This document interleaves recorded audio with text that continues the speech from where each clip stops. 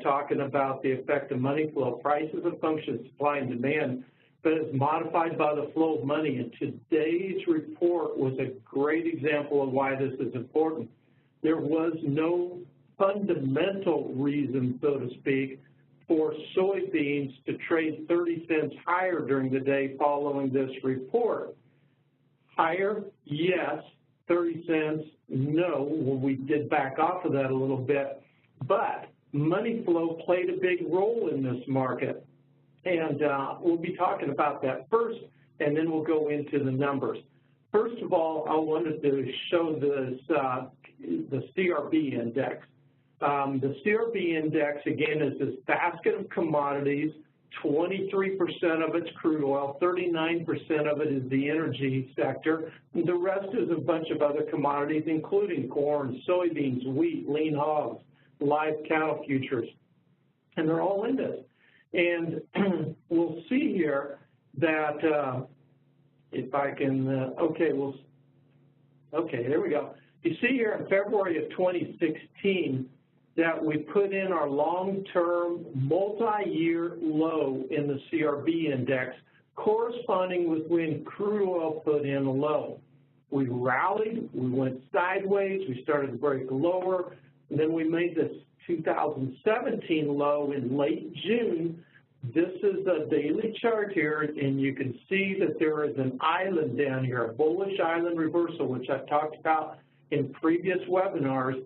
And when you gap lower, trade there, and then gap higher, that is a signal of a, and it still has to be confirmed, there are no guarantees in the market, but that is a signal to chart traders, which virtually all the funds, all the speculators, all the commercials trading respect at least the chart signals, and that suggests another bottom in the market.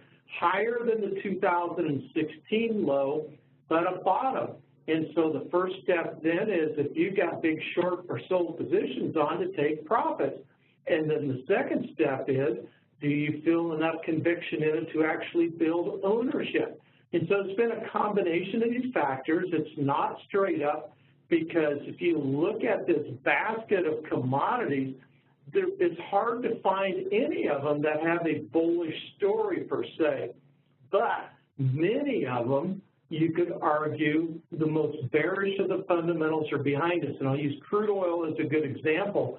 Back in that low in February of 2016, the world was awash in crude oil supplies, overwhelming crude oil supplies.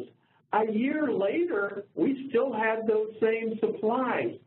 But the trade nearly doubled in the next 4 or 5 months, the price of crude oil, based on the belief that it wasn't going to get any worse, and that at $26 or whatever it was, crude oil was of value, and that we would eventually get demand strong enough relative to output in order to chew through those supplies. So crude oil rallied, and if I were to put a crude oil chart up here, it would look pretty similar. Crude oil, of course, is heavily weighted on this. The continuous commodity index, which I did not put up here today, I normally do, but I did not. And very similar. There are some variations, but it's an equally weighted index. All these indices, there's a number of them, generally 17 to 25 different commodities within them. The ags are in most of them, as are the energies, but also the softs, in the metals in some cases. And so there's a general sense, not that there's a full story out there, but that the economy is strengthening enough and that we are starting to build up demand to start chewing through the surpluses and starting to turn the corner toward improving fundamentals in the commodity sector. And so that's why we're slowly, with some ups and downs in it, working our way higher. Now, this shows going back to December 2015. The next chart I'm going to show you gives it a little bit more perspective. This is a weekly chart of the CRB index going back to 1998. And you see there on the right-hand side of the chart that what I just showed you, you know, it looked pretty good in that last chart. Well, it looks good here too, but a little bit more sober in reality. We're still well off of the 1999 lows and off the 2001 lows. That's not surprising because of inflation over that period of time. The commodities should be worth more now. But we are showing signs still that we have put in a multi-year low and are slowly working our way higher. The bull markets take a long time to develop. Look back at that low in 1998. We worked our way higher. We had a setback in 2001, and then we resumed the trek higher. And then we accelerated things in 2007 when we really had a legitimate bullish story in these markets. And that's a combination of all the commodities together. So that's what the money flow is looking at. Nothing bullish, but slowly buying the brakes and building some ownership. You put into that, excuse me, the fact that soybeans lately have had a pretty good correlation with the CRB index. Now, if you look at the CRB index versus the dollar, I've shown you this before, we tend to get a strong inverse correlation. That has not been true in 2017. That has been true over the rest of the past decade for the most part. And when you look at, and this is looking at correlations, and again, a correlation of 1 means that as A goes up, B goes up by a similar amount. -1 means as A goes up, B goes down by that same amount. And typically what we get with WTI crude oil and CRB index is a very strong positive correlation moving together. No surprise there since the energy sector holds such a large part of the CRB. Now, if you look at the lower left-hand chart there, soybean continuous price, futures price versus the CRB, you see that the correlations have been weak over the last 200 days. This chart shows the last 200 trading days. But it's been strengthening in 2017 and more specifically strengthening over the last 30 days. Particularly if we get to the right-hand side of that chart, we're having fewer periods where soybeans trade different from the CRB. Top right-hand corner, we see corn, and the lower right-hand corner, we see Chicago wheat, pretty weak correlations. But soybeans is the one. The funds, seeing this, seeing the positive chart signals for crude oil, seeing the positive charts, and not just chart signals, but fundamentals as well, seeing the positive chart signals with soybeans, I'm sorry, I was going to say the CRB index and the developments there, and they love trading soybeans. Soybeans have a lot of volatility. They love volatility, lots of make money. And so they've been looking for an opportunity to buy soybeans. They're buying the brakes, and while we've been having these relatively bearish fundamentals for soybeans, they've been slowly building ownership. And while corn and wheat have been languishing just above the August lows, soybeans have been slowly trending higher. But traders have been very cautious until they saw this October crop report, wanting to see if there were any more bearish surprises on the supply side of the balance sheet. So that is the perspective into which we get this crop report. Here again, this chart shows the CRB index, which is the orange line there, relative to net fund ownership of corn, soybeans, and wheat. And you can see a pretty strong correlation there of 0.75 over time, although it's been weaker here of late. We break it out. The chart at upper left shows the hedge funds, correlation to hedge funds to futures price in corn of 0.53. Not a strong correlation, but a decent correlation. Index funds, those are where they just buy the grains to balance their portfolio. And I know I'm complicating things talking about different indices here. Much lower correlation of 0.17. Soybeans, a much stronger correlation between the hedge fund ownership and futures price, and even a little bit stronger for the index funds as well. Now, how this plays out on the cash price, you see in the top chart here that we have a price regression chart. And if supply and demand, if fundamentals perfectly determined the cash price on the farm, the marketing year average cash price would generally always land right on the line. But instead, it would be generally 50 cents either side of that line. There are various factors that go into that, but the single biggest factor that I've been able to isolate is whether the funds are bullish to commodities or bearish to commodities. So it's a significant difference. But look at the soybean number. With the roughly 4.5% stocks to use ratio, we can get a wide variation in prices because with soybeans, the funds tend to rally prices too high relative to the fundamentals and relatively too low versus the fundamentals when they're going down, trading that momentum. And so they like trading soybeans, and that's what we saw play out today. We see generally that the price cycle has been buying acres, most of it in recent years coming from South America, the Black Sea region, as well as some in Africa. And so price has a big function in that.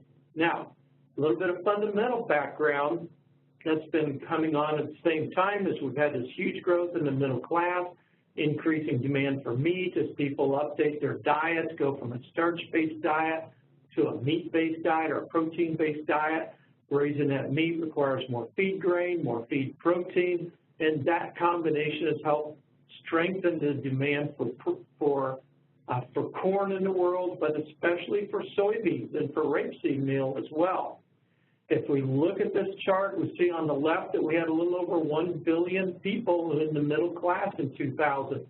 We added basically a billion, I hope I said billion, we added another billion by 2015. And by 2030, it's expected that we'll have over 4.5 billion people in the middle class.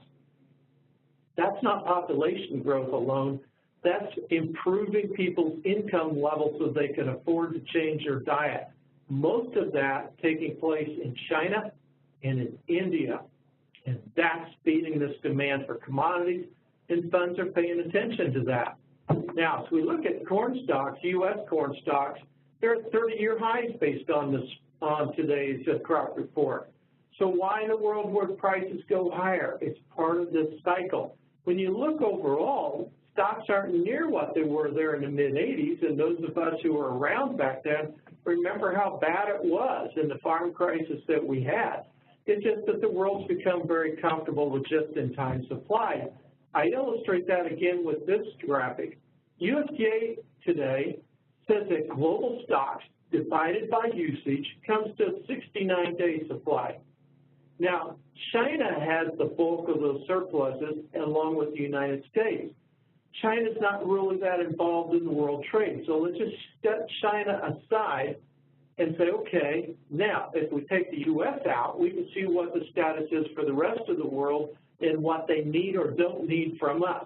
Keep in mind that Brazil and Argentina both had huge corn crops, but they're going to sell them. They're going to be underpriced relative to the United States. They're going to sell them. They're not going to have surplus stocks.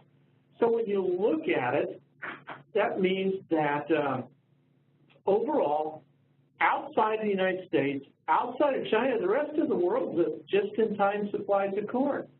The market's very comfortable with that as long as the U.S. doesn't have a problem. As long as production isn't threatened in the U.S., they know they can get it when they need it. So there's really no reason to think here that we're going to $5 corn until or unless we threaten the U.S. supplies.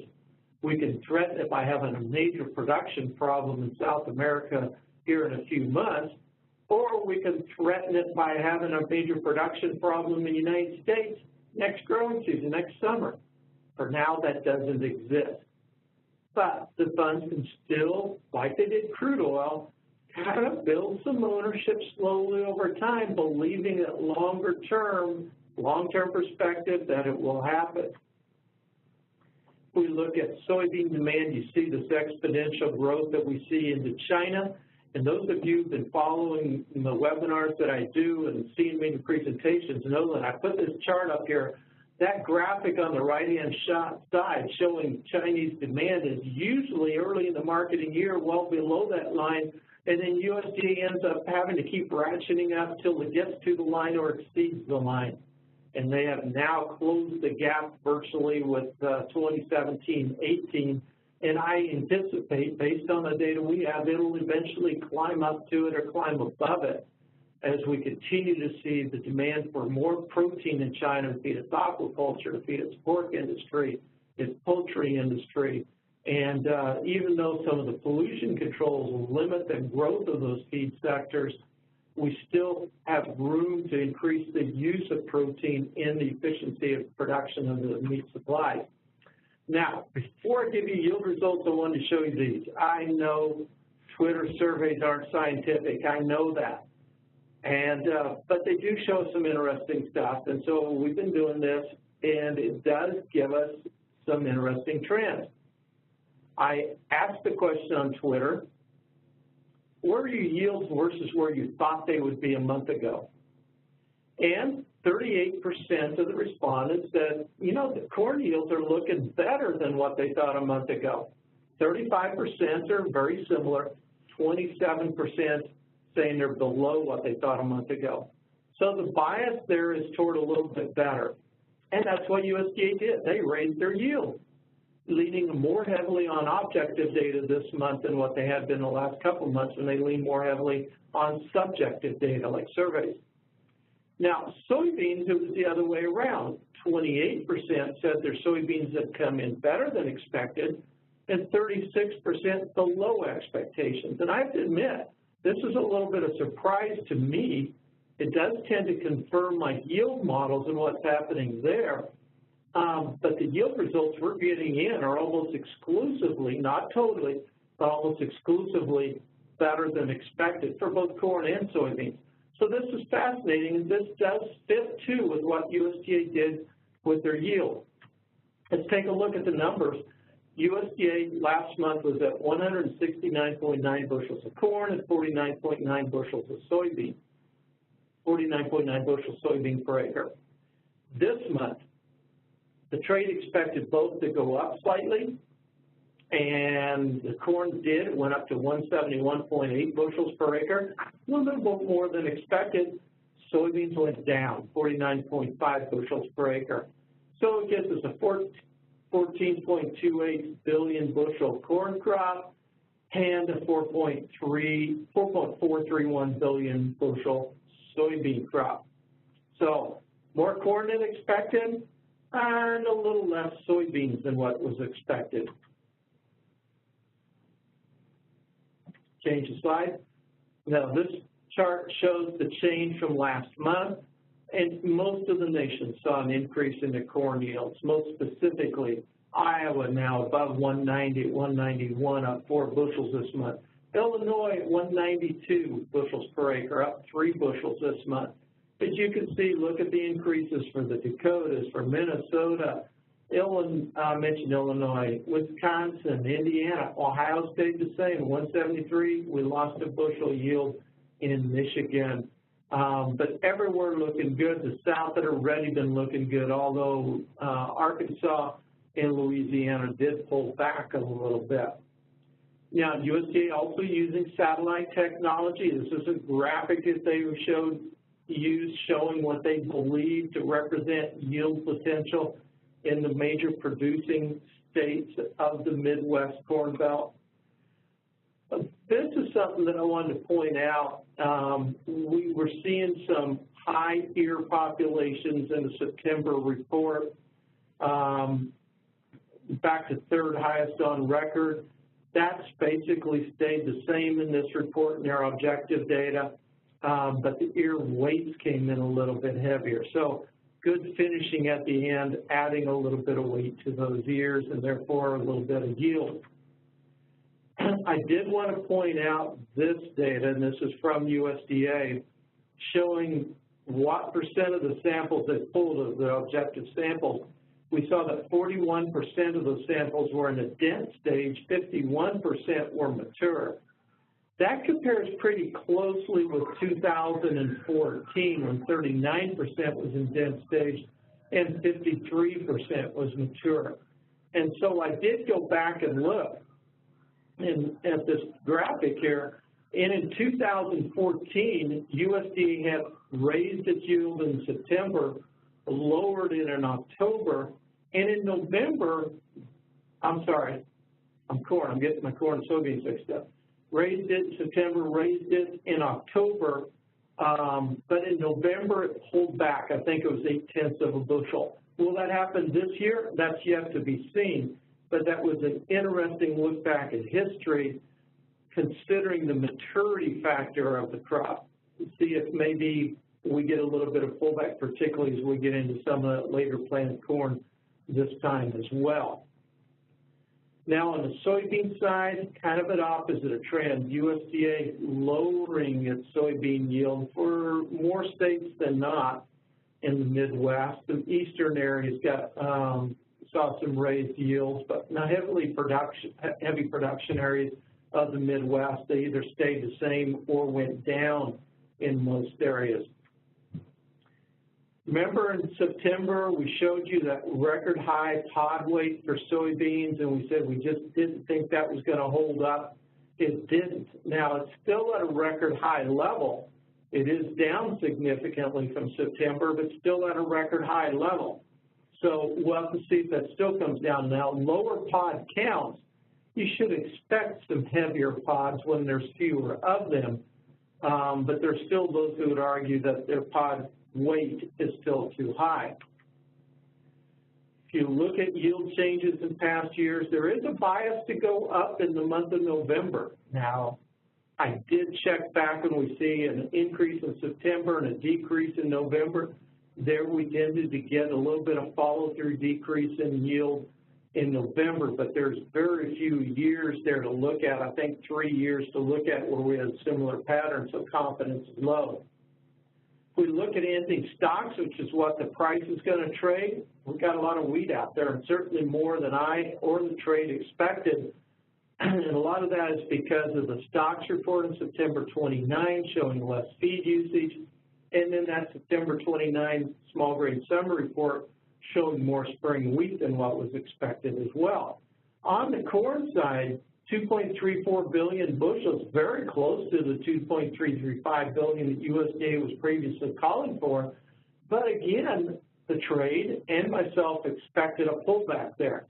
Now, USDA did take 500,000 acres off the planted corn number, 400,000 off of the harvested. The FSA data, USDA had access to that.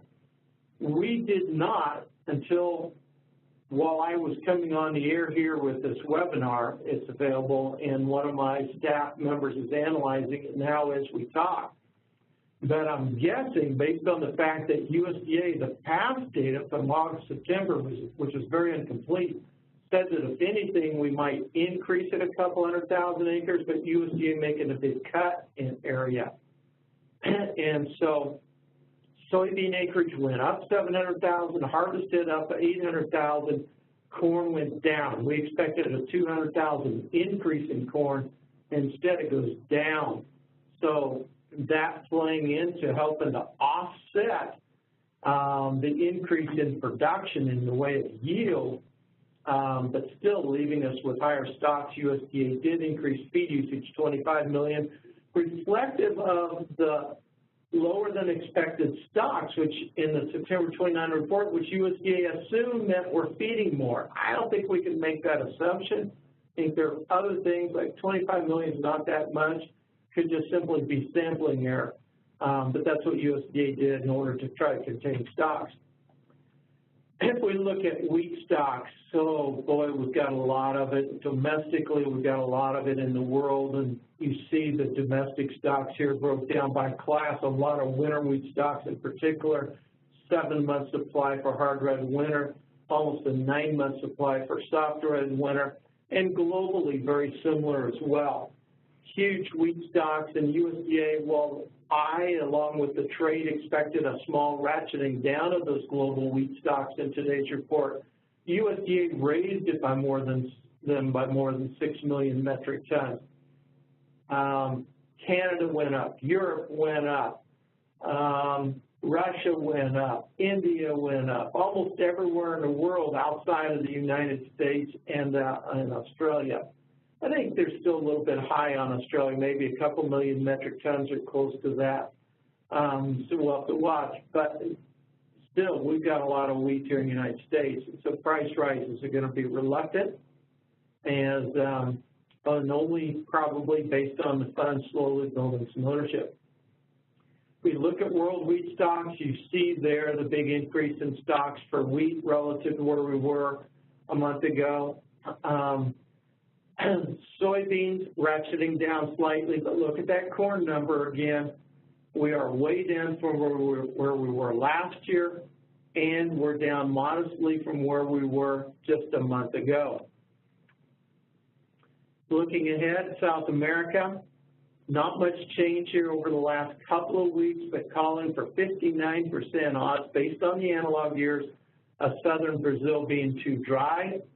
47% are up at 50-50 odds of Argentina being too dry.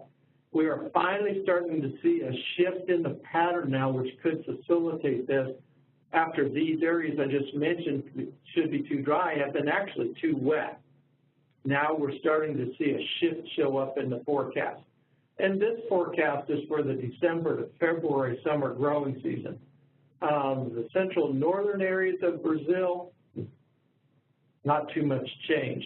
So it could go either way there. And not a lot of heat, not much heat signal in this forecast. So be careful about assuming too much of a spike in price. So what are take-home points? First of all, there's nothing bullish about today's USDA numbers. The trade does feel, though, that the most bearish numbers are probably behind us. The fund money is buying the brakes along with the broader commodity sector and has wanted to do the same with soybeans for some time.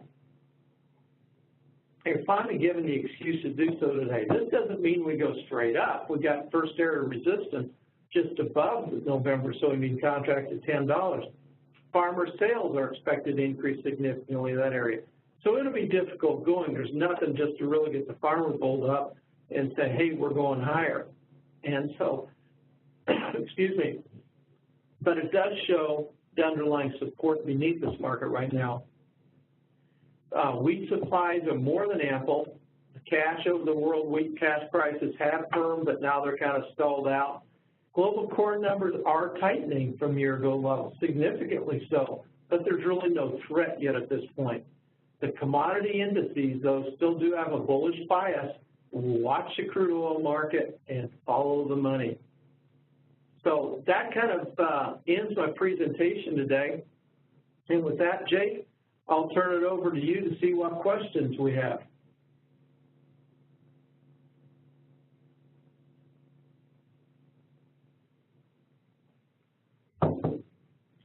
Do we have any questions coming in? Hey, Arlan.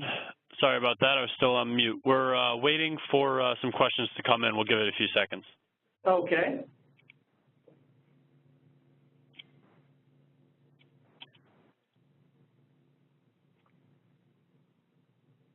I'd like to thank all of you for participating today while we're waiting for some questions. And I know a number of our producers out there are just trying to get back into the field after recent rains. Some are having more success than others.